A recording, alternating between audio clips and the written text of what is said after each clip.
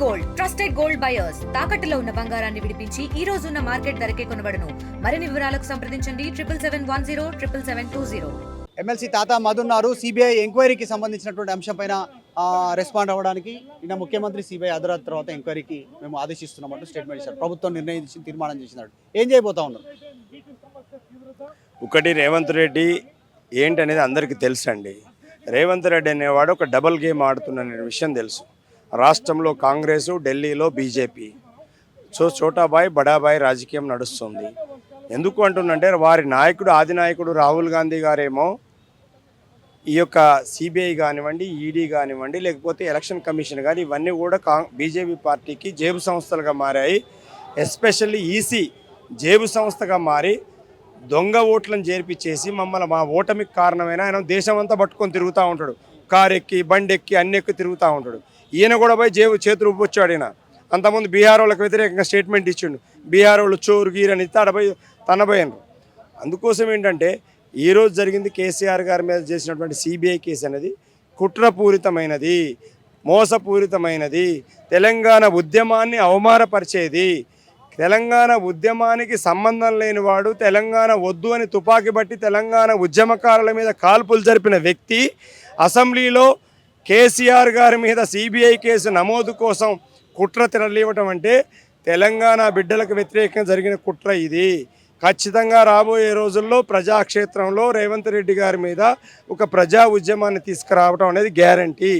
రేవంత్ రెడ్డికి రాజకీయ మరణ శాసనం రాయబోయేది బీఆర్ఎస్ పార్టీ మాత్రమే. ఖచ్చితంగా అది జరుగుతుంది.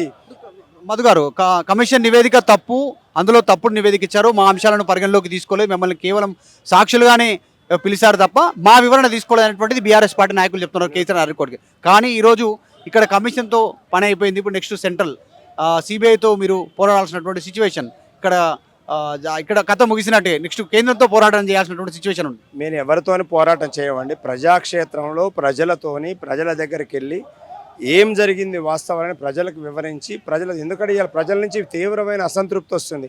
ఓ పక్క యూరియా లేదు, రైతులు రోడ్ల మీదకి వచ్చి కాంగ్రెస్ పార్టీ వాళ్ళు, బీజేపీ రైతులే ప్రభుత్వాన్ని దుమ్మెస్తి పోస్తున్నారు. ఓ పక్క వరదలు, కామారెడ్డి, నిర్మలు, ఆదిలాబాదు, ఇవన్నీ కూడా కరీంనగర్ అన్నీ మునిగిపోయినాయి. ఆడ పోయి పట్టించుకునే దిక్కు లేదు. ఇవన్నీ డైవర్షన్ చేయడం కోసం, డైవర్షన్ పాలిటిక్స్ కోసం ఈరోజు కేసీఆర్ గారి మీద ఒక కేసు అనే దానికి తెరలేపిండి రేవంత్ రెడ్డి గారు. ఎందుకంటే డైవర్షన్ పాలిటిక్స్కి రేవంత్ రెడ్డి గారికి వెన్నతో పెట్టిన విద్య. అందుకోసం ఎవరు ఏమి చేయలేరండి. కేసీఆర్ గారికి తెలంగాణ ప్రజల ఆశీస్సులు, వారి యొక్క ఆదరాభిమానులంతకాలం రేవంత్ రెడ్డి ఏం చేయలేవాడు, మోడీ ఏం చేయలేవాడు.